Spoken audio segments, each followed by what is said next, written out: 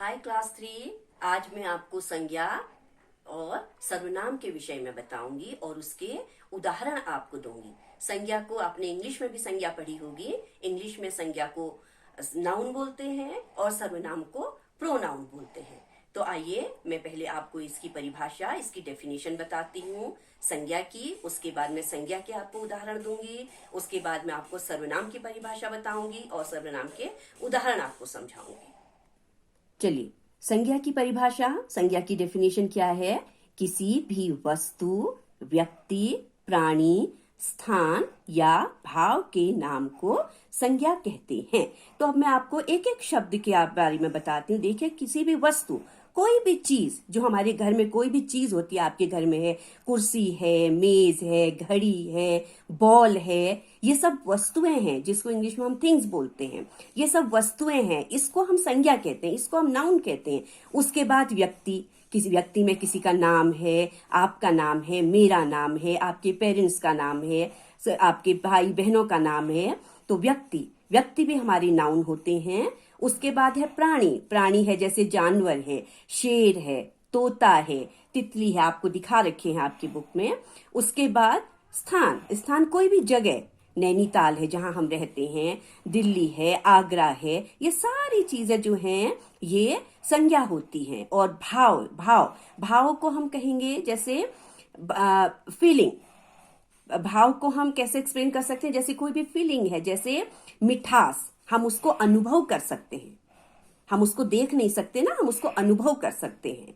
और बचपन, गुस्सा, ये शब्द भाव होते हैं। तो इन सभी को हम संज्ञा कहते हैं। तो संज्ञा, मैंने आपको भी ये संज्ञा, संज्ञा में देखो, अब स्थानों के नाम में उसमें आ जाता है बगीचा। भाव के नाम में देखो सर्दी, बचपन, मिठास, ये सब चीजें संज्ञा होती हैं। जब आप बड़ी क्लास में जाएंगे फिर आपको हम संज्ञा के भेद, संज्ञा के प्रकार, वो भी हम समझाएंगे। अभी मैं आपको संज्ञा की परिभाषा और इसके कुछ उदाहरण मैंने आपको बताए। अब हम आते हैं सर्वनाम पर।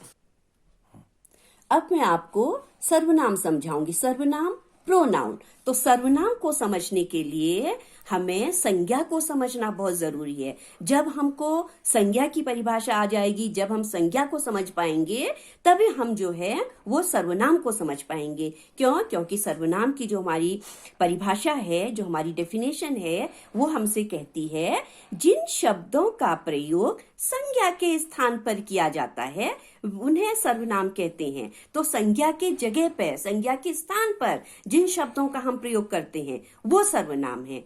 तो पहले तो हमें पता होना चाहिए कि संज्ञा क्या होती है, तभी तो हम समझ पाएंगे ना कि उन संज्ञा के जगह पे हमने कौन सा शब्द इस्तेमाल किया सर्वनाम को जानने के लिए। जैसे अब मैं सर्वनाम के आपको फिर कुछ उदाहरण शब्दों में देती हूँ, फिर मैं आपको पूरे वाक्य में इसको समझाऊंगी कि जैसे मैं, मेरा, वह, तुम, तुम्हारा, हम, आपका, उसे, उसने, उन्हें, उन्होंने, ये सारे शब्द जो हैं वो सर्वनाम होते हैं। सारे शब्द सर्वनाम होते हैं। अब मैं आपको एक वाक्य में समझाती हूँ। पहले मैं एक संज्ञा का वाक्य बनाऊंगी, फिर उसी को मैं सर्वनाम में उसको बदल कर आपको बताऊंगी। जैसे मैंने, अब मैं आपको सर्वनाम को वाक्य में समझा रही हूँ। सर्वनाम को मैं वाक्य में, अब मैं आपको सर्वनाम को एक वाक्य में समझाऊंगी। पहले उसके लिए मैं संज्ञा का इस्तेमाल करूंगी, उसके बाद संज्ञा के जगह पर, संज्ञा के स्थान पर मैं सर्वनाम का प्रयोग करूंगी। जैसे मैंने एक वाक्य बोला, रोहन जा रहा है। रोहन जा रहा है, इसमें कोई भी शब्द सर्वनाम नहीं है। रोहन, रोहन जो क्या है, संज्ञा है। और जा रहा है, उसमें जाने का काम हो रहा है, जाना क्रिया होती है। जब कोई काम का होना होता है जहां पर, उसको क्रिया कहते हैं, जो मैं आपको दूसरे लेसन में समझाऊंगी। तो यहाँ पर कोई भी शब्द जो है वो सर्वनाम नहीं है। लेकिन अब मैंने क्या कहा, वह जा रहा है। तो देखिए, रोहन की जगह पे मैंने वह इस्तेमाल किया था।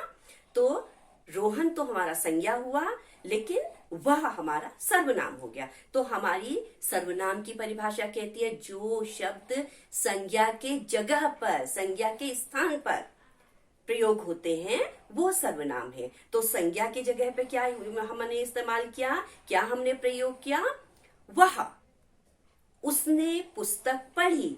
उसने किसी का नाम है, हमने उसका नाम नहीं लिया, हमने कहा उसने, तो उसने यहाँ पर सर्वनाम हो गया।